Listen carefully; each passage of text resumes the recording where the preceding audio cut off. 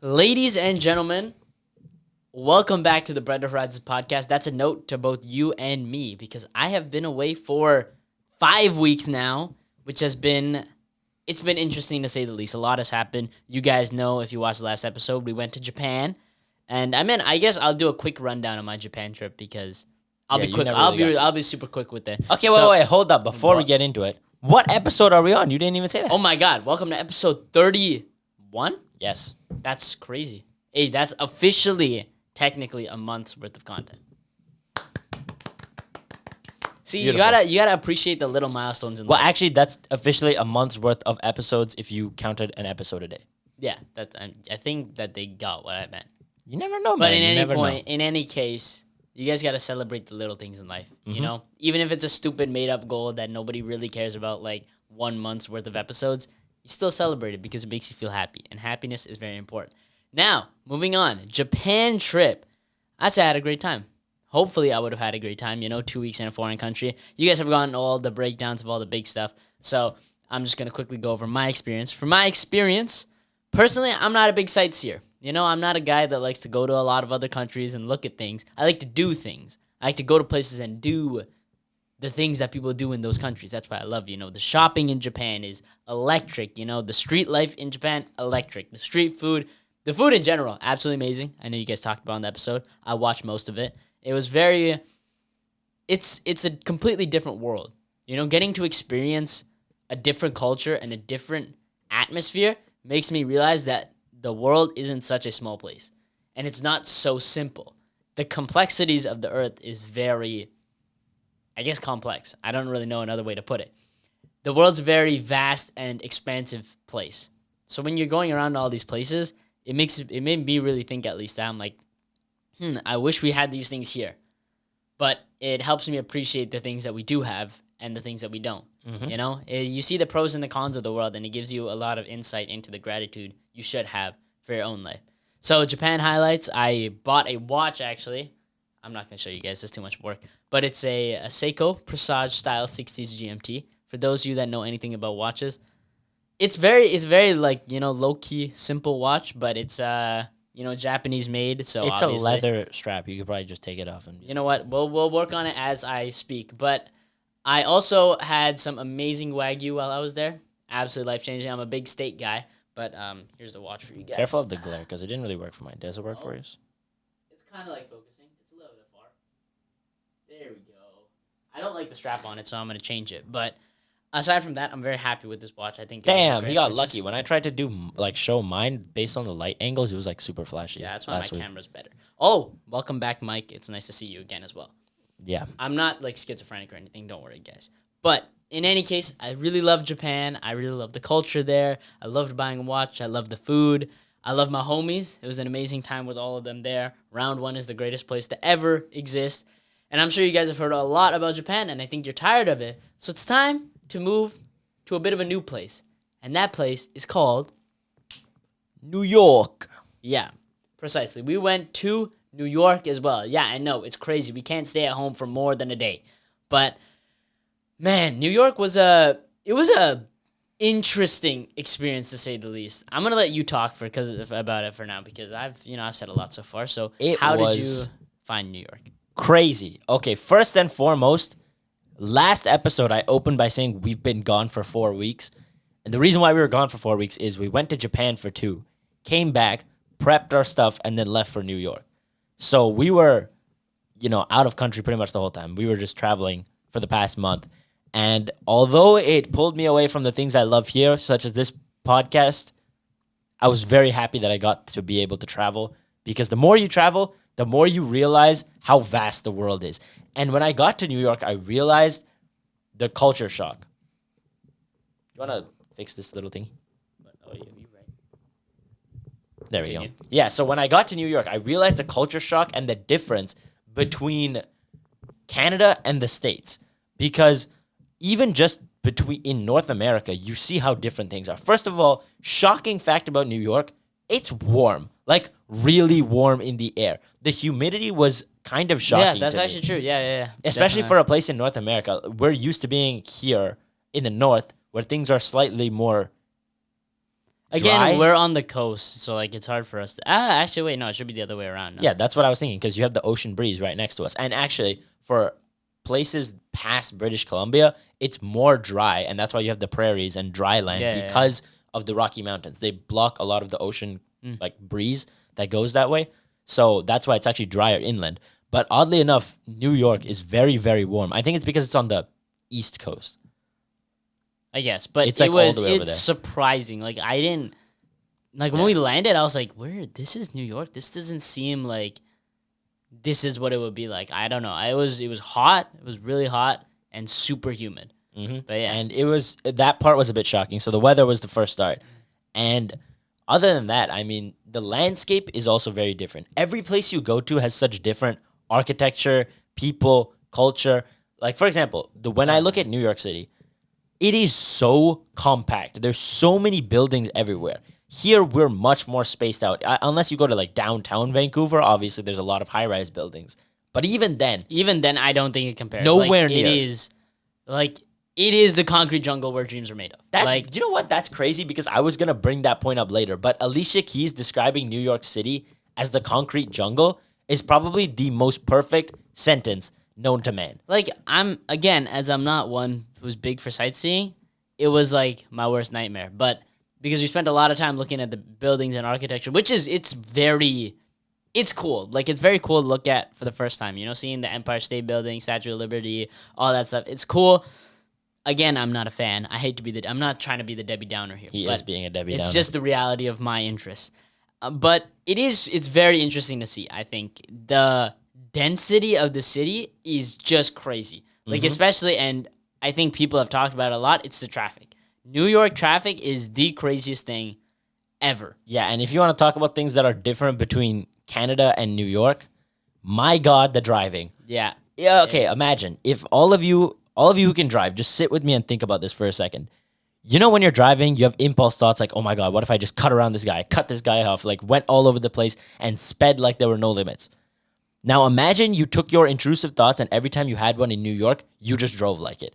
That's how people drive in New York. It is ridiculous. It's every man for himself. You just go, go, go. It's crazy. And honestly, the even crazier part about it is the streets. The structure of roads in New York make no sense. And it's funny because we'll get into why, but at some points in our trip, we actually had to take a couple Ubers. And when taking them, my dad actually talked to an Uber driver who had been living in New York City for 15 years. And he asked him, how the hell do you guys drive on these roads? They make no sense. And the Uber driver looked at him with the straightest face and said, even though I've lived here for this long, I still have no idea how to drive here because the roads are so confusing. So even to the locals, the roads are whack. So imagine you go there and you've never been there and you're trying to drive. It's absolute pandemonium. Yeah. Like it is. I remember, listen, I'm very laid back when it comes to in the car. My mom, on the other hand, I know you're watching this. She's not very laid back when it comes to it. She's always Spooked. like very, very spooked about situations like, oh my God, you're gonna hit that guy, you're gonna hit that guy. But I completely have full trust in my dad, and I know he's a great driver. So I had no fear. But I mean, let's be honest though. I think it takes a good set of nerves to be in that situation. Actually, even if you do have a good set of nerves, it's still kind of nerve-wracking. So I don't really blame her for being I don't worried. blame her. I think it's also just I don't really know how to explain it because it's just different from person to person. Like me, I have, like for example, I don't have a fear of being in like an airplane or on a roller coaster because I have like full trust that, okay, I think the pilot knows what he's doing. I think whatever the roller coaster operators know what they're doing, the engineers that built it know what they're doing. So I am always like resting assured, like, you know what? The people that did this know what they're doing, so why do I need to worry? So when I'm in the car and my dad's driving, I'm like, you know what? I know that he's got it. So to me, I'm just like, you know what?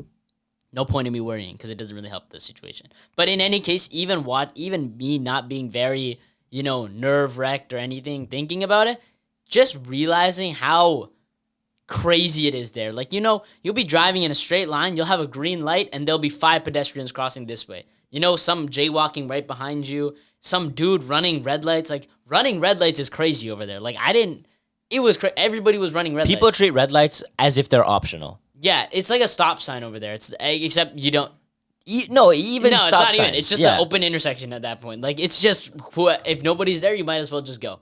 Like, people run red lights all the time there. Which It is was, crazy because I yeah. figured like there should be red light cameras and stuff like Now that. again, but this is not us like dissing New York or anything. Just so we're clear, it was absolutely amazing it was experience. an amazing experience. Yeah. The one thing that I didn't know, or I guess I didn't expect, is how big of a tourist like attraction it is. Because I always understood, like the I love New York shirts and stuff like that. Like I was like, I guess a lot of people do go to New York, but I'm thinking like, what? It's just the United States. It's not far from us. It seems like it's just a normal city.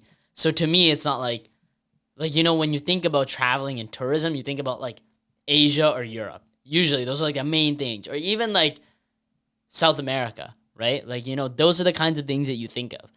But then when I'm thinking, okay, it's just the U.S. But then you go there and it's just streets filled of tourists, and there's so many tourist traps and all that stuff, and I'm like, damn, New York is really a big tourism place. You want me to blow your mind right now? What? The same way that we think of, oh, it's just the States, is probably how all the Europeans think about the other countries in their area as well. Yeah. And more importantly, the same way we are completely fascinated by Japan, people in Asia are probably just as fascinated about traveling to the States I know. and seeing all these different things. That's what's so interesting about it, is that it's just perspective. Perspective. exactly. It's wherever you've lived forever. Doesn't seem that crazy. It was actually interesting because later in our trip, we went down to Toronto, or up to Toronto, I guess. Yeah. Because we had some mix up of plans, but we moved around it. We went to Toronto. We should just get into it. Actually, you know what? Yeah, our original trip plan was to go to New York and then Boston, because we have friends in Boston. Absolutely lovely people. I just want to put that out there. Absolutely lovely people. Some of my favorite people on the planet. They live in Boston, and our plan was to go down to New York and then over to Boston and stay at their house. They were going to come to New York and meet us there, and then we were all going to go to Boston and stay at their house. Unfortunately, they got sick, very sick at the time, and unfortunately, they couldn't make it to New York. And they were still sick when we were supposed to go to Boston, so we couldn't really go over to their house. So we were stuck with the option of New York or homeless, or I guess homelessness. And we were like, you know what? Instead, let's go up to Toronto. So we're like, you know what? Let's go. We go to Toronto and we check out Niagara Falls along the way. Absolutely, beautiful place. You're freaking running straight through my whole recap here, buddy. Well, okay. Let me ask you how you felt about Niagara Falls, because I think you are a bigger. Okay. Again, more interested in he's an interesting specimen on the sense that he doesn't like all these landmarks and stuff. Let me just make this clear. It's not that I don't like it. It's that it doesn't stay interesting for a long time. Like if I'm like driving past, I'll be like, "Damn, that's pretty sick," and then like I'm just like, okay. Like after about like a minute or so. Now I know it sounds ironic coming from the guy that preaches gratitude and enjoying the moment and all that, which I do. But I just have my own set of interests, and I just find those things interesting for like a short period of time. And then I'm like, yeah. Like, for example, in Japan, I went and looked at watches for hours because it's something that I just love so much, and it's something that I could never get tired of. That's fair. But then I go and I look at a waterfall, and it's the whatever biggest in wherever. I don't actually know if it's the world or anything. But I want to say no no. idea. I don't think it's the biggest in the world, but it is. It is huge. Like when you go up to it, it is very. I think it surpasses your expectations. Like I didn't expect it to be as good as it is. It's really nice. But again, yeah, I'm just not that type of guy. I'm just not really interested. Okay, whatever. You know what? Here's what I'll say. I say we go through. I'm gonna give you a day by day breakdown of every single day. If you have any comments on it, you can give me your thoughts. Okay. Day 1, drove to Seattle, flew to New York, landed on midnight, and then drove to. Oh my God, we had to wait for like 2 hours at the airport because of the stupid car rental company. Now, that experience was extremely irritating because when we landed, obviously, we needed our rental car to go back to the Airbnb or to go to the Airbnb and sleep. It's already midnight, and they didn't have any cars for us to take, even though we had a reservation weeks in advance. Again, I don't understand this. And I know it's a joke from, I think it's Seinfeld. I know it's Seinfeld. Like the show, do you know it, the sitcom? Yeah. Yeah, there's this one scene, I think it's from that show, I'm 90% sure, where they go up and they're like, he made a reservation for the car, and then the lady's like, I'm sorry, but I don't have your reservation. And then he's like, but that's the whole point of the reservation. And he's like, I think you know how to take a reservation, but you don't know how to hold the reservation, which is the most important part. And I guess I guess like to me, I'm a very go with the flow kind of guy. So if things don't go right away, I'm just like, you know what, it is what it is. Especially when it's out of my control. Like I can't make the car company go faster. So to me, I'm just sitting there like, you know what, it's no big deal. But if you really think about it and break that down, it makes absolutely zero sense. How does somebody reserve a car and it's not there? Because by reserving it, you're saying you have it there. So how is it not there? I don't. Makes no sense. I don't get it. The way I think it works is they anticipate a certain number of returns by the end of the day, which should be enough to cover everybody's orders. So they oversell cars during the day, and then at night, if people don't return them or they extend their rental, then we get into trouble. Regardless, it's very irresponsible of them, and it was a pain to deal with especially on the first day landing in New York, because in the years of traveling we've been on, we haven't had to encounter anything like that so far. Everything in Japan went very smoothly in terms of travel, rentals, and, overall getting Yeah, that's also because the traveling or transit system in Japan is That's so efficient. Like it's built, the city is basically built to run on transit. That's what is very nice about Japan. But the interesting thing is, again, the reason why I realized that was it's slightly less crazy, is because the whole country of Japan is about the size. Actually, no, that's still crazy. I was going to say about the size of British Columbia if you put two of them. Yeah, there's two Japans in British Columbia. But then that also means that you technically have a fully functioning, efficient transit system across half of the entire province, which is definitely not the case here. Yeah. I mean, again, Canada is such a bad place for people always like to make size comparisons over how big Canada is, but if you really think about it, half of Canadian land isn't even used for anything. For any habitable reasons. Yeah, if you go up to Merritt in the Okanagan, that area, it's kind of just barren land. Well, there's a couple small towns here and there, but that's it. Exactly. That's my point. That it's not like it's a massive condensed city space. That might be attractive to some people, though, to go live. But yeah, no, that's why people consider area. BC such a nice province, is because there's so much natural land everywhere, because you can just drive up and there's no city up there. Basically, literally all of British Columbia lives in Vancouver area. That's Pretty basically much, it. yeah. That Vancouver, little splotch right there, that's where everybody is. Yeah. So if you want to actually experience BC, don't go to Vancouver. Just go everywhere else, because everywhere else. Well, actually, I would go to private. Vancouver at least once to go For a experience day, it. man. Don't go to East Hastings though, unless you want to do 24-hour challenge or get hot pie pizza. It's pretty good. Actually, it was closed when we went there, but Okay. actually, you know what? While we're on the topic of pizza, in New York, actually on the whole trip, technically, we were there for 9 days and I ate 9 pizzas. 9 whole pizzas. Wait, no, you had some slices. No, I had some slices. But for the most part, they were whole pizzas, I think. And I do one bite reviews, kind of like Dave Portnoy. It's just a joke with me and my friends. We've always been doing it. And they've got some stellar pizza in New York. Now, we got a friend, and I will bring him on the podcast someday, but he recommended a bunch of pizza places to me. And we went to as many as we could, and the best by far was Angelo's Coal Oven Pizza. It is so good. I say if any of you go to New York, make sure you go there. Super great service, super great people, and their pizza was absolutely amazing. And super it's delicious. always busy, which shows you how good the pizza is. It's a busy place. But again, they're very efficient with it. There's 2 floors to it, and super nice, super good service. And the pizza came so fast. Yeah, oh it's my god, super quick service. It's amazing. Honestly, great place. 10 out of 10 for everything. I gave the pizza, I think, a 9.6 maybe. 9.6. I think you gave it a 9.5, 9.6. 9.6, yeah. Dave Portnoy gave it a 9.3, which is pretty crazy because Portnoy's he's a harsh rater. Yeah. But yeah, the pizza in New York, absolutely amazing. An amazing delicacy, if you will. Well, the other thing about New York that was interesting to me is, in general, people are rude in the sense that on the streets, when people don't know who you are and they're just going about their own day, they're just very focused on themselves, that they do not care about you at all. So if you're driving, they'll cross the street in the middle of nowhere because they have places to be. Yeah. Or if you're walking, they'll drive just because they have places to be. So in that sense, they're rude. But on an interaction level, I'd say people are nice. Much nicer than I expected them to be.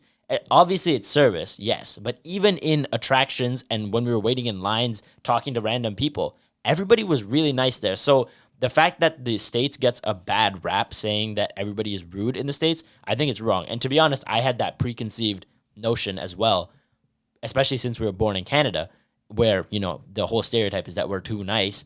But in general, I'd say the States people were pretty nice too. And I think that deep down most people are very nice people. Yeah. I think it's just a lot of people don't have the time or the energy to, put into, or it's not that, it's they don't value like making other people happy just when they're trying to get their own thing done. Like people are in their own lane. It's not hate or malice, it's ignorance. It's like that one clip, have you seen? It's a guy, he's getting interviewed, and then some dude just walks right in front of the camera. Oh, yeah, as they're yeah. recording, And he he says, said, like, don't attribute to malice what could be attributed to ignorance. Right? People are just going about their day. They're just gonna live their lives. It's not like they do things intentionally to hurt you. So sometimes you just don't need to take things personally, I'd say. Especially in a place like New York where people are constantly gonna be cutting you off in traffic. Because like if you have bad road rage, I'd say do not go to New York. Because people are going to be cutting you off. People are going to be running red lights. And this is, again, no hate to these people. They're just living their own way. And sometimes you just got to accept that. That's a part of life. You're not going to be able to control everyone in every way. So don't be mad if other people do wrong, because in the end, they're not doing it to hurt you. They're doing it to help themselves. So sometimes you just got to be like, it's not me. It's them. Yeah, true. So it's not really a big problem. All right. Well, anyways, that was a long tangent about day one, but let's quickly speed through the last, 8 days. 8 days. Yeah. Okay. Day 2, we went and explored. I believe it's Liberty State Park. It has a nice view of the waterfront buildings, all the skyscrapers and stuff, and it outlooks some sort of lake or ocean. I don't really know what it is, but it was a nice view. And then it started raining, and that was what shocked me the most about New York. When it rains, it pours. Yep. And when it rains, it pours. That was the best way I could describe it. My God, the rain in New York is similar to the rain in Japan. It rains Honestly, so hard. it might have been worse. Might have been worse. I think the rain was definitely worse. Like, we were out there for within 3 seconds. It's crazy because you can tell. We were at the edge. Like, if you think about the parks like this, we were on this side, facing the ocean, and then there was a massive group of people that are back here.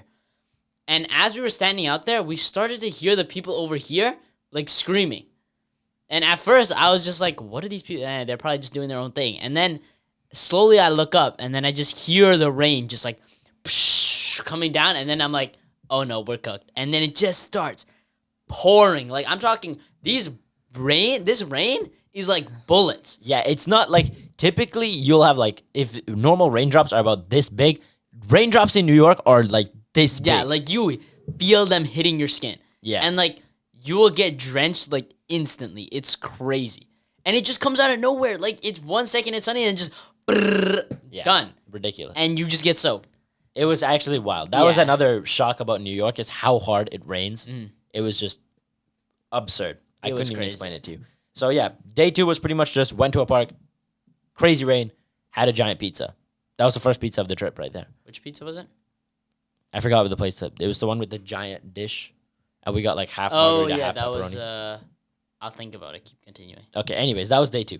Day 3 was exploring Times Square and downtown New York. So looking at all the lights and the streets and seeing all the people. Honestly, Times Square was very, very busy. It was Napoli's Pizzeria. Napoli's Pizzeria. That's what it was. Pizzeria as It was well. actually, it was good. good The pizza was giant too. Yeah, I But continue. anyways, downtown New York, Times Square. Very cool. However, 2 things. One, it would probably be cooler at night. We didn't really go at night. We went in the middle of the day, which was, I don't know why we did that. But regardless, we went in the middle of the day, checked it out.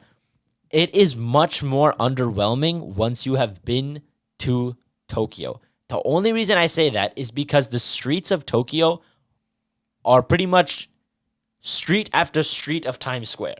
It's just a bunch of beautiful streets with so many neon lights, so many crazy stores, so many people that New York City just seems slightly more underwhelming. And on top of that, the people are nicer, they follow the rules, and it's much cleaner.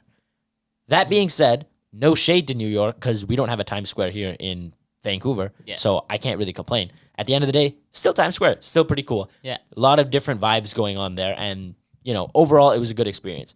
So The 3D billboard was pretty sick. Oh, Like the one that goes around the corner. That was pretty cool. I'm not that gonna lie. was pretty cool. I That can't was- lie. that Seeing was that in actually- person was pretty dope. yeah. I can't lie. It's very trippy, but Yeah. it's very cool. I like it. All right. Well, other than that, we went to the Rockefeller Center, which is a giant skyscraper. Went all the way to the top, and the view from the top was crazy because you can see all the buildings. Central Park, which is just a giant rectangle of green in the middle of a concrete city, concrete jungle. So it's just a beautiful view, and the contrast between those two was very nice. I think it's kind of funny because it's like literally. I think it mirrors what humanity's meant to do. Maybe I'm looking into things, but you know how like humanity kind of always goes against what natural order is. So like usually we have like cities surrounded by jungles, right? Because you'd have like a tribe, and then what's surrounding you is all jungle. But now you've just reversed it, where you have nature being surrounded by man-made stuff. That's actually a Pretty very interesting. interesting way to think about Yeah. it. I don't know. I just had the thought. But yeah. It's All right. interesting. Well, this is where we reached the biggest bump that we experienced in this entire trip.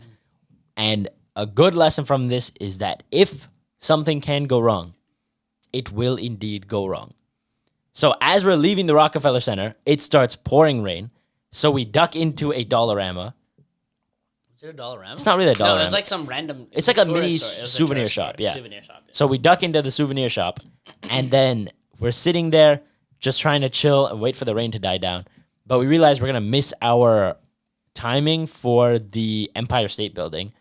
So we had the car parked a couple blocks away. And so our dad said, okay, I'm going to go run and get the car. You guys stay here. I'll drive the car back. True sacrifice of a man. So he puts on his poncho and he bolts out the door and runs in the rain. He gets almost to the car and gives us a call and says, yo, do you guys have the keys? All of us check our pockets. No keys. They fell out of his pocket while he was running to the car. Now, at this point, we are all mildly panicking. Oh my God, what are we going to do? Because it's a rental car, okay? We're going to have to pay hella fees. And more importantly, we're trapped here in this store in the rain with nothing to do. But we stayed calm, figured out a solution. We went to the car, sat by the car until a tow truck came.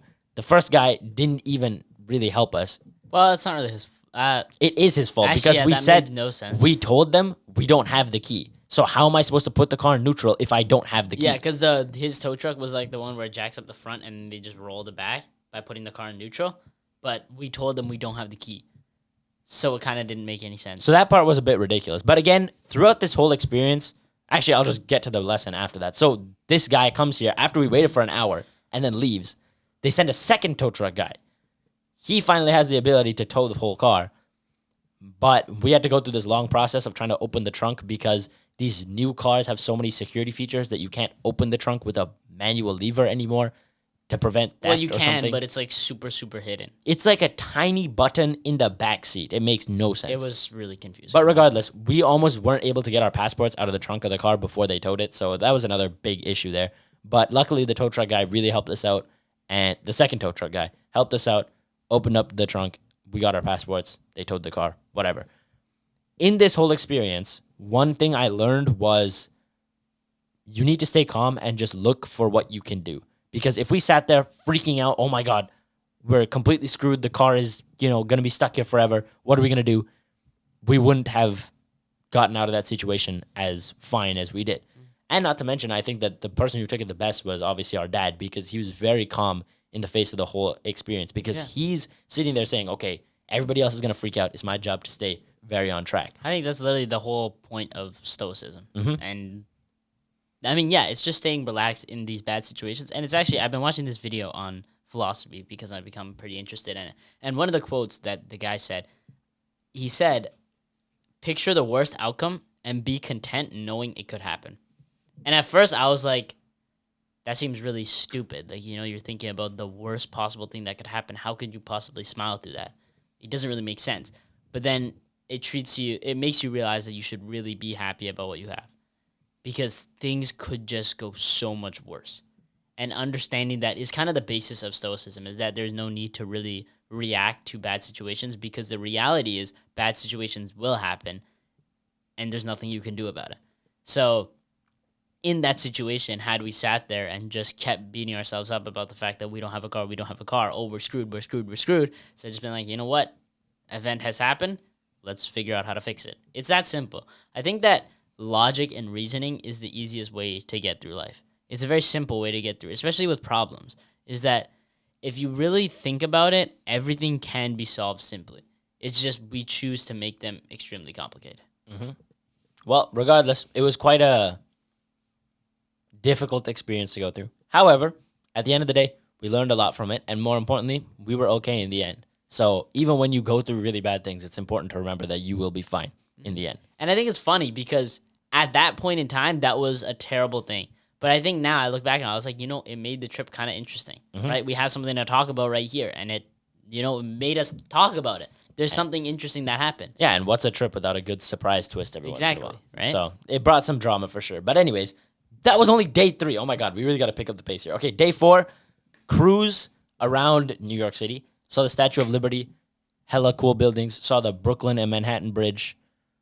I think one more. I don't really know the bridges, though. It was on the tip of my tongue, but now I forgot. But anyways, saw a bunch of cool buildings. It was pretty dope. What else did we do? Actually, I did want to talk about the cruise quickly. Oh, okay. All right. Well, because, it was the one where the dude was talking the whole time. Yeah. Yeah, this was actually a very nice experience. Is that I'm, again, not a big sightseer guy, so I wasn't too excited. I was just going to sit on the deck, chill, look out the window a couple of times. I was watching How I Met Your Mother while I was in the States because we don't have it on Canadian Netflix, so I downloaded a bunch of episodes and I was watching it. And then we went out to the deck and we're looking at some stuff, and I realized that there's a guy talking on an intercom, but you can't hear it from like the bottom deck where I was sitting, but you can hear it on the next deck up, which is where we went. And the one thing I loved is that this guy is probably doing a very simple job. He's just taking you through a tour of the area. Now, most people, if they're taking a tour or doing a tour, they kind of just do a simple standard. Okay, this is this building, this is this building, this is this building, whatever. This is the history of this. This guy brought so much energy and life to his stories. He was joking the whole time, and it was so amazing to see somebody that did something that they just actually loved. You could tell that he really enjoyed his job, and he had such a great time. He was laughing the whole time while, cracking jokes about everything happening in New York. It was absolutely amazing. And I'd say that was a big eye-opener for me, that not everybody needs the same things to be happy, right? Some people are literally, everybody thinks, especially in today's day and age, that you need I need $1 million, I need a Ferrari, I need a Rolex to be happy. But the reality of the situation is that there's people out there doing tour guides and having a great time with life, because happiness is what you create, not something that somebody else gives to you. Thanks. Well, overall, that was a good experience, the cruise. And then what else did we do? Oh, that was pretty much it. Except we did go and get food downtown. And we parked in this parking garage, walked around for about 5 seconds, saw millions of dollars worth of cars. It was actually really dope. I don't know about millions. Definitely millions. We saw 2 Lamborghinis. Oh, actually, maybe you're right. Maybe not millions. Maybe 2 about Lamborghinis, $500,000. a C8. Okay. Probably over. Probably about 1 million. I'd say about 1 million. I wouldn't say multiple millions. No. Yeah, when I meant yeah, you're right. Million. Probably close to $1 million. About $1 million worth of cars, which is pretty crazy. It's very cool. Very nice to see. If you took the entire parking garage, probably 2 million maybe. Okay, yeah, but we don't care about the normie cars. All right. That's what it is. But yeah, that was the whole day right there. Yeah, okay, that's pretty much the whole day. And then day 5. Oh, this is when we checked out the Charging Bull, which, if you don't know, it's a stock market thing it's a sense of good luck, because a bull market is where everything is going up in price. Everybody's happy, economic good times pretty much. And when you go to this bull, apparently you're supposed to take pictures, and people are getting freaky. People were getting really freaky with the Real bull. freaky with the bull. Because people are freaky. That's all I gotta say. Hey, if you want to get freaky, that's up to you. No judgment from here. But I'm not about that life. That's all I gotta say. The bull has,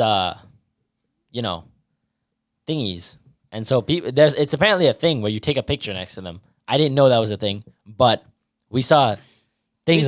Freaky people. I will never unsee that. I'll never unsee that. Yeah, I wish I could. Cue that clip of SpongeBob brushing his eyeballs with a toothbrush. Yeah, that's what I need now. Oh god. But I mean, it was pretty cool. We did actually take a very hard picture in front of the, which will pop up now, I guess. Yeah. It was cash. I can't lie. Other than that, we ate even more pizza. I think you had like 3 pizzas on this day. I don't think that was the 3 pizza day. Was that the Italy day? Yeah, Oh, damn, yeah. because 3 we also pizzas. checked out the World Trade Center and stuff like that. 3 pizzas in one day. I'm quite a warrior, if I do say so myself. All right, now to wrap it up, day 6, we finally drove to Toronto, and we checked out Niagara Falls, a butterfly garden, and we saw the nighttime fireworks and the lighting of Toronto, of Niagara Falls at nighttime. That was pretty cool. I did not know this was a thing, where if you go there at nighttime, the waterfall gets colored by different lights on the shore across the stream. Is that how it river? works? I think so. Oh, okay. I don't know. I had no idea. I feel like it would be very difficult to try and have electrical wiring behind the waterfall. Also, you can kind of see That's it a like, good point. Yeah. in the thing. Regardless, the lights light up the waterfall, and on top of that, they make it rainbow at times. And one part of Niagara Falls is in the States, one part is in Canada. And when they light up both sides, at some point, this one shows the American flag and this one shows the Canadian, which is pretty cool. And they also had fireworks, which was pretty dope. But other than that, that was pretty much that day. We went back, stayed at, where were we staying? We stayed at the hotel. Stayed at a hotel near Niagara Falls. Oh, yeah, we did. That was like only one night, though. Yeah, it was only one. Yeah, we stayed for one night near Niagara Falls. Near Niagara Falls, yeah. Then the following day, boat ride to the base of the falls. You go on a boat, you pretty much just pay to get completely soaked in Niagara Falls. What a wonderful usage of money. Yeah, he was very much not on board with that. I thought it was cool for the first 5 minutes. Get again. it? Not on board like a boat. Oh, come on. That was a good one. That was the worst thing ever in my life, but I'm a nice guy. That was an absolutely terrible joke. But I think the experience is cool. But again, it ain't all that. You just you stand on a boat and get rained on, and you can't even see anything because there's so much mist and water. Like, you get so close to the falls, and then it's just whiteness around you. Like, I don't even know what I was supposed to say. Like, because I thought it was cool, but like, if you go from the top and you look down, you'll see the amount of water that's being like from when the fall hits the water, and then the water comes back up As mist. right as mist. So, but like, it's more like rain than it is like mist. It 'cause there's honestly, it was much so water. mist. Like the mist from outside is so dense that it looks like smoke. Yeah. That's how much water is running through Niagara Falls. So when you go through it, guess what? You can't see anything. So you just spent your money to sit on a boat, get rained on, and look at nothing. listen, the boat ride up to the falls, pretty cool. The first 10 seconds, interesting. Why did we go all the way into the middle where you can't see anything? A part of the Like, experience. I look up and I see the sky, and then as I slowly look down the side, it just turns white. And I just see water, and I'm just getting hit with water the whole time. And the only thing that was really cool is that you can take a boat on either the Canadian side or the U.S. side. If you take it on the Canadian side, everybody gets a red poncho, but if you take it on the U.S. side, everybody gets a blue poncho. That's pretty cool. It was turf pretty cool. wars. We were Yeah. definitely starting turf wars with the other side. Yeah, 100%. Anyways, that was that day. Pretty much all we did was the boat ride and checked out the attractions near Niagara Falls, like going behind the falls, the power station. Behind the falls was the stupidest thing I ever did. Yeah, in that my one was life. kinda lame. I'm sorry. But I mean, overall, it's dope. It was pretty cool. The whole Niagara Falls situation was cool. You're Yeah, right. it was no, I'm just joking. It was really cool. Listen, guys, as much as I may sound like an absolute hater, the things are really cool. I just don't like the amount of time we do them for. But I do enjoy the things. I think they're really cool. Okay, Just whatever. putting that out there. Anyways, day 8, we're pretty much wrapped up here. We had lunch at the CN Tower, which was pretty dope because it's a revolving restaurant. Now, that is what I call sick, because that's cool. You know, you're spinning while eating a steak at like whatever 100 feet in the air. It's way more than that. Like, I know you need like I meant like something 100. Like, Isn't it like 450? something like that. But it was pretty cool. Like, yeah, maybe. Because I was thinking 360, but it's called 360 because it spins. Mhm. But it's actually really cool. I'd say if you're going to go to CN Tower, go there. Because the thing is, it's really cool because you pay for like an entrance ticket to go up, and then if you buy a meal That's $75. that's above $75, it takes that off of your ticket, or your ticket pays for some of it. No, So, like, for the example, food pays for the ticket. So Yeah, pretty yeah. much So if you're paying like $55 for the ticket and you go and you get a $75 meal, it only costs. $75. Yeah, exactly. So instead of paying for the ticket, you just pay for the food. which I think is pretty cool. That is pretty cool. So like, technically, you're only paying like $20 for whatever food you're having. Yeah. So overall, that was pretty dope. And going Yeah. around seeing the whole, downtown Toronto area while eating lunch. It is very cool. Very cool. There's a lot of bank buildings there.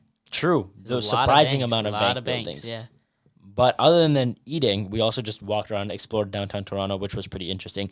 The vibe is similar, but I'd say not as extreme as New York City. Yeah. Like there's I a get what you lot mean. of people, a lot of high-rise buildings, and just very busy, but it's not as crazy as New York for sure.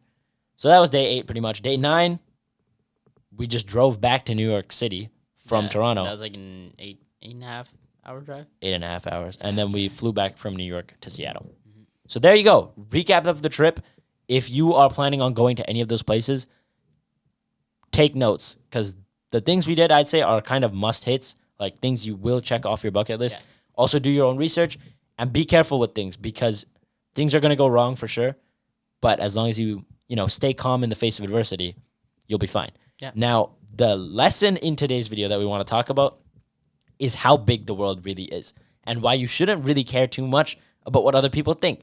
Because traveling is the one thing that will show you how insignificant you are. You will go to a foreign city. You will see millions of people who don't know you exist. Millions of people who, even if you tripped and fell right in front of them, they'd forget it by tomorrow. Yeah. It's just because we live here, we think that this area that we're in, all these people know us. And that when we mess up, they're going to remember that. And they're going to care about that going forward. But just remember, the world is such a vast place, especially on the internet too, if you think about that, because that's what unites all of us, right? It brings us all together in a space where we can all work and create. So when you make something on the internet, you're worried, oh, if these people don't like it, they're going to hate me forever. Bro, if somebody leaves a bad comment on one of our videos, I laugh because they're probably making a joke on something we said or making fun of us in some way. I laugh it off. I'm like, oh, that's kind of funny. Like, it's an interesting way to take it. Then I move on. Why? Because that person will definitely forget about what we were talking about within the next probably 2 hours, given today's exactly. speed That's the thing about shorts and stuff is people comment a hate comment. Maybe they even have an argument about it, but then the moment that their finger goes like this and they move on to the next video, it's gone. They don't remember anything. Like, it's instantly gone because they don't really care. You're doing it because in the heat of the moment, you think you care. And then really down the line, who really does care? Yeah. Because I think that at the core of everything, you don't really care all that much about what people think in the long run. Because in the end, people forget. Think about like the most embarrassing things you've ever done. Think about how many times people around you or people who were there. Like if you think about, suppose that something embarrassing happened at your school, and you take all the people in your school. The people that make fun of you for it are probably the people closest to you because they're the only ones that really remember. And in the end, you know that they're probably joking about it. Mm-hmm. So in the end, why did it really matter? You're so concerned with everybody around you, but there are more people than you could ever believe to be around you, and most of them don't really care. Not at all. They don't. And that's why I'm saying if you want perspective on how big the world is, travel and go sit in a busy intersection like Times Square, or even better, go to Shibuya Crossing, stand there, look at how many thousands of people walk through that. And thousands isn't even an exaggeration. It's probably more than that. It's crazy. You sit there and realize that every single one of those people has their own worries, has their own shortcomings, has their own things that they're very embarrassed about. But you know nothing about them. And even if you did, you'd forget within a day. So don't care about what other people think and just do what you love. And it's the crazy thing is because we're always trying to, people around there are trying to please other people. But one thing that a lot of people don't realize is when you go to please one person, you are inevitably going to disappoint somebody else. And it's a scary reality to know that no matter what action you do, you will be a disappointment to somebody. And there's a really nice dynamic that I'd say embodies it very well. And the dynamic is between Ultron and Vision. If you've watched Age of Ultron, I think I've brought it up on the podcast before, definitely. The last final monologue of Ultron and Vision. Not monologue, I guess. Conversation. And for those of you that don't know anything about Avengers, I'm going to drop a little bit of a spoiler here. So if you haven't watched the movie that came out Which you definitely should have. If you haven't, years you're and years ago, uncultured. like seriously, honestly, at this point, I shouldn't even have to put up spoiler warnings for Age of Ultron. Like, come on. But in any case, just so you understand the context of the conversation, Ultron was created by Tony Stark as a protection program, but he failed and became his own person. Well, ironically, didn't he fail and go off the rails because humanity itself was destroying itself? Yeah, exactly. So he was saying he needs to eradicate humanity and restart it so that He it can be- protect he can- humanity. yeah, allowing humanity to protect itself in an essence. And then Ultron technically created Vision. And he believed that Vision was supposed to be the next Ultron. So to Tony Stark, Ultron was a disappointment. And to Ultron, Vision was a disappointment. But Vision was a great success for Tony. Right? So Vision, for example, in his predicament, is both a disappointment to Ultron and a success to Tony. So you have to think in your day-to-day life, who are you going to disappoint? And I suggest you choose wisely because a lot of the times you can't really take it back. So when you make these decisions about your life, understand that you can't please everybody. You may think that the action you're making might please everybody because it makes the most sense. Maybe it should please everybody. But people are irrational and people are fools. People aren't going to be pleased just because you do what's exactly right. So don't go about your life expecting everybody to live on the same morals that you do. The world is a very vast place. And I've been watching, as I told you, some videos on philosophy. And the more I explore it, the more I realize that people view the world in so many different ways. And it's interesting because always we think that our way is justified. You always think that, you know what, I'm right. Because it makes the most sense. Because in your head, through your experiences, you've created a conception of what's right and what's wrong. But people who have lived through different experiences are obviously going to create different versions of what's right and wrong. So, for example, one of the big philosophies that I was learning about is nihilism. And for those of you that don't know, nihilism it comes from the Latin root nihil, which means nothing, and ism is the Belief in. yeah. So it's the belief in nothing. It means you literally say, since we're going to die anyway, there's no point to doing anything. Nothing matters. Nothing matters. I mean, there's a very interesting paradox about it because if you believe in nothing, then your belief in nothing becomes something. But nihilism is the belief in nothing, so it's like a inevitable paradox. Pretty cool paradox. Stupid paradox. But in the end, the point that I'm making here is that everybody has so many vast different views. So you can't expect everybody to react to your actions the same way that you would. In your heart, if you know that something is right, then that's the action that you're taking, right? If you are going through your life trying to do actions by everybody else's standards, you're going to completely lose yourself. Mm-hmm. Because in the end, we're all individual people who are going to act in completely different ways. Yeah, and that's why my biggest point on this episode is obviously to tell you guys where we've been and kind of give you some insight into what it's like to go to these different places. Because shockingly enough, I've had some conversations with people recently, and they told me that they have not traveled at all in the past couple of years because they've been busy with school or work or whatever else. And I found that really interesting to me because I think that it's certainly possible to travel when you're in school or working if you plan it out right and if it's really important to you, which for you it might not be. But if it is and you've always wanted to, I would say take that leap because it will certainly expand your understanding of the world and of life itself. So go out there and experience those things. But like I was saying, the biggest lesson here is to understand that the world is vast and you are insignificant. So whatever you do, make sure you love it. Because even if people don't like what you do, as long as you like it, that's all that matters. And more importantly, as long as it's not bringing harm onto other people. Because that's an important line to draw. Don't do things that hurt other people for your own personal gain. Yeah. That's obviously an important point. I guess that's the idea of ethics. True. And it's hard to say because there isn't really an objective, this is right and this is wrong. Obviously, there are extensive things like, for example, don't kill people. It's obviously, one is right and one is wrong.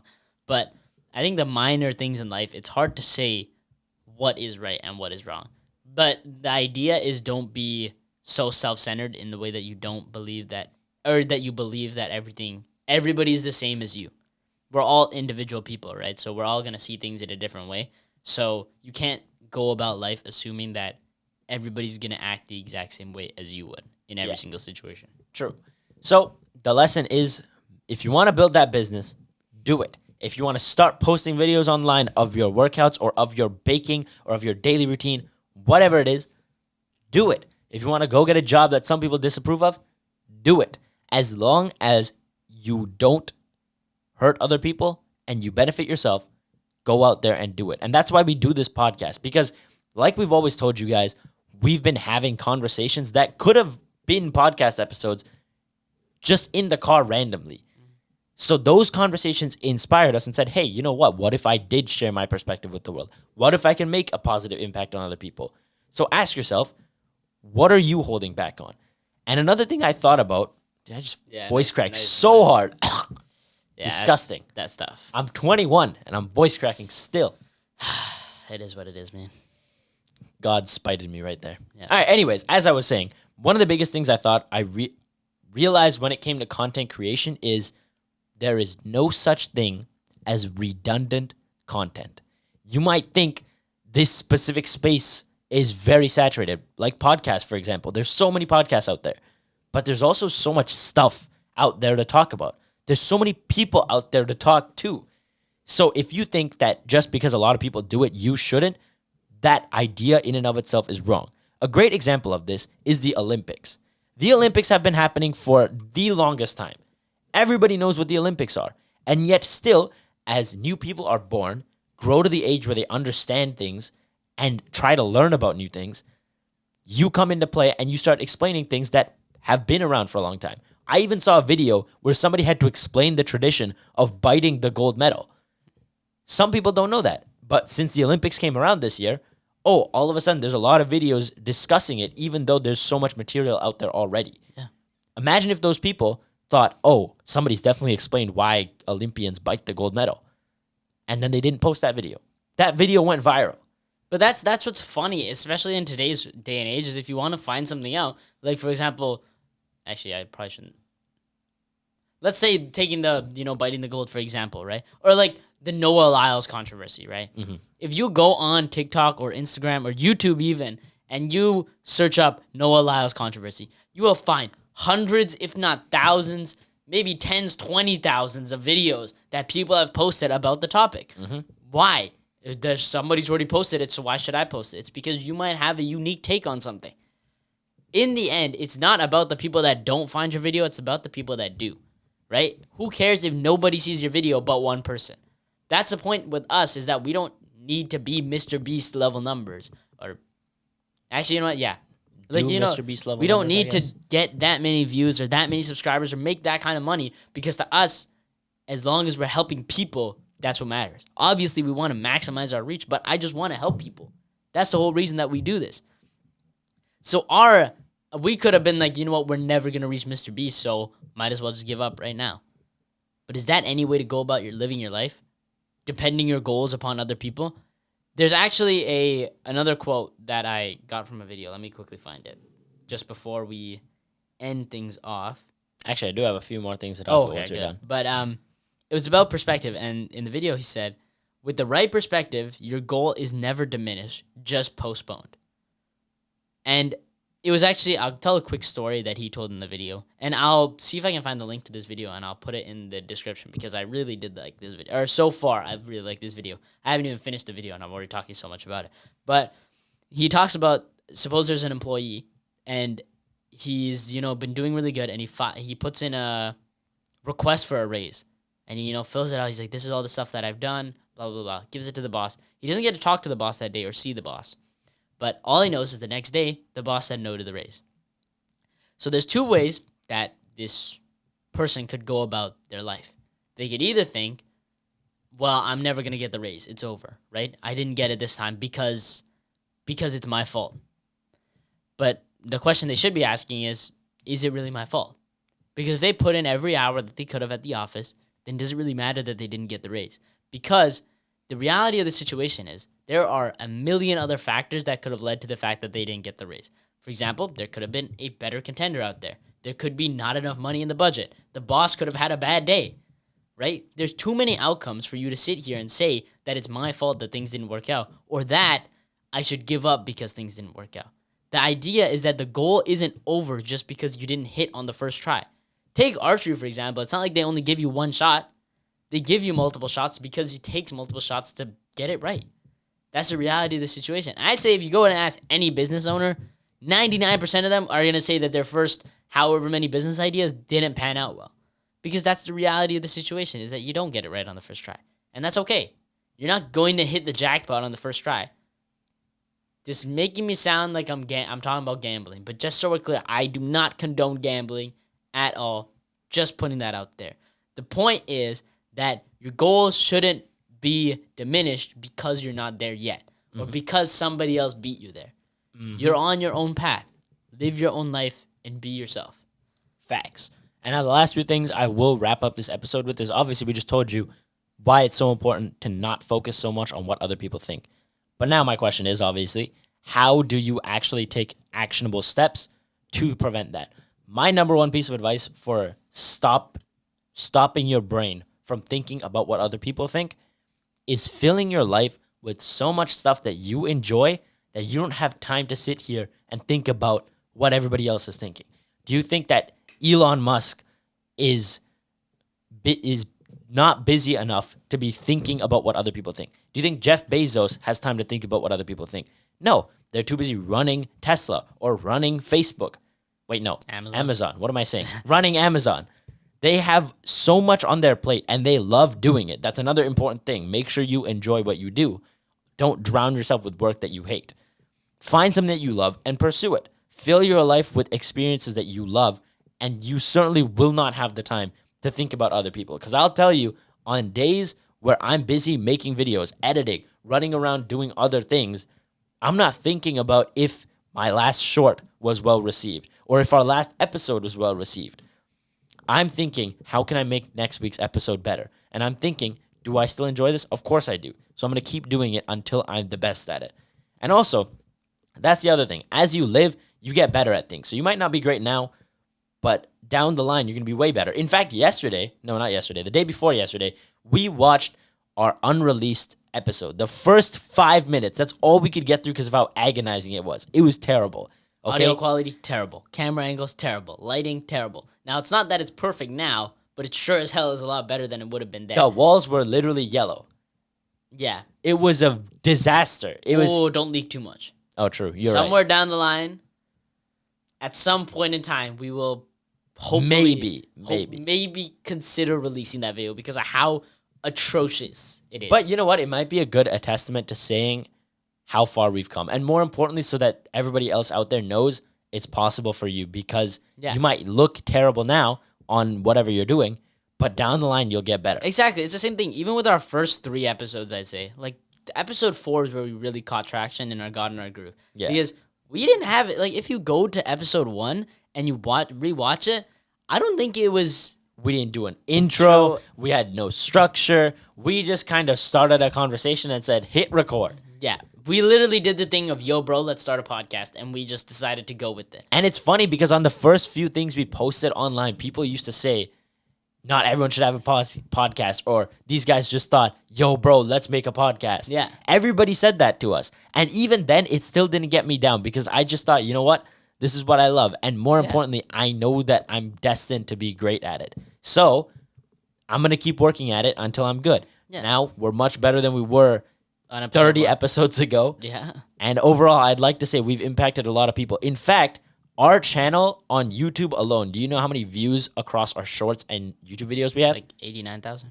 89,000 views in total. Now, obviously, I could look at it and say some people get that on a single video. Some people get that in a single day, honestly. People get more than that in hours. Cristiano Ronaldo got 14 million subscribers in one day on his new channel. Yeah, that's actually very impressive. You know, very impressive. Events, we should have talked about that. That is so definitely impressive. Should have talked about I mean, that. It's not that crazy considering he's like the most followed person ever. Yeah, exactly. Like, let's be honest. Regardless. But still, that's still an amazing feat. The point is, Ronaldo accomplished something impossible. Yeah. But if I sat here and compared my small channel to him, I'd feel pretty terrible. Mm-hmm. But I sit here knowing I've reached 90,000 people already. How far can I go with this? So I don't sit here and compare myself to him. I sit here and compare myself to who I was 30 episodes ago. And I see the progress we've made. I see the people that we've reached. And I hope to do nothing more than increase those numbers. And with that, ladies and gentlemen, episode 31 has come to a close. I know that the last 2 episodes at least weren't as much Brighter Horizons episodes, more on, descriptions of where we've been. And we'll get back to the intelligent, super wise, stoic conversations that we're usually having. If you have been watching these past 2 weeks of episodes and you have any thoughts on them, let us know, because I definitely like talking a lot more about experience rather than just theoreticals. And also for you guys to know that these kinds of experiences happen to people all the time. At the end of the day, we live for stories, right? Humans love stories. So when I sit here and tell you we lost the damn keys to our rental car and had to run around all of New York City, that's a pretty interesting story. Yeah. So when you experience things, don't be afraid to A, share that with other people, and B, to hear out those around you. So regardless, yes, we've certainly been recapping stuff, but when we've disappeared for about a month, I believe that deserves an explanation. So we just wanted to say we didn't forget you guys. We were just a bit And it is gone. absolutely great to be back. Mm-hmm. And with that, make sure that when you're going out there and you're living your daily life, you realize that I've been gone for far too long. This guy just forgot about something critical. Before I go, honestly, at this point, it is time for quote Of the week. Hiram. Quote of the week, baby. We are back. You have no responsibility to live up to what other people think you ought to accomplish. I have no responsibility to be like they expect me to be. It's their mistake, not my failing. And that is from Richard P. Feynman. Now, I just found this on the internet. Feynman, you're right. Richard P.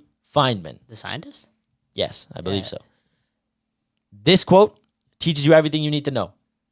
You have your own idea on who you want to be, what you want to achieve, and where you need to go. Don't sit here and think about what everybody else has to say about it. You do you. If they don't like where you go, that's on them. You're not responsible for how they feel about your progress. You go out there, do what you love, and be great at something. Because at the end of the day, you get one shot at this. Don't let other people screw it up for you. You do what you love. Thank you guys so much for sticking around to the very end of episode 31 of the Brighter Horizons podcast.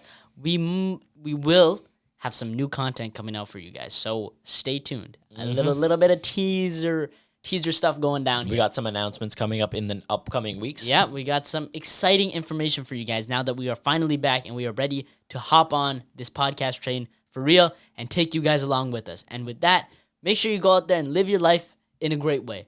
Enjoy it, and don't be so concerned about what everybody else thinks, because guess what? In the end, they're going to forget, and it's your life, not theirs. So enjoy it.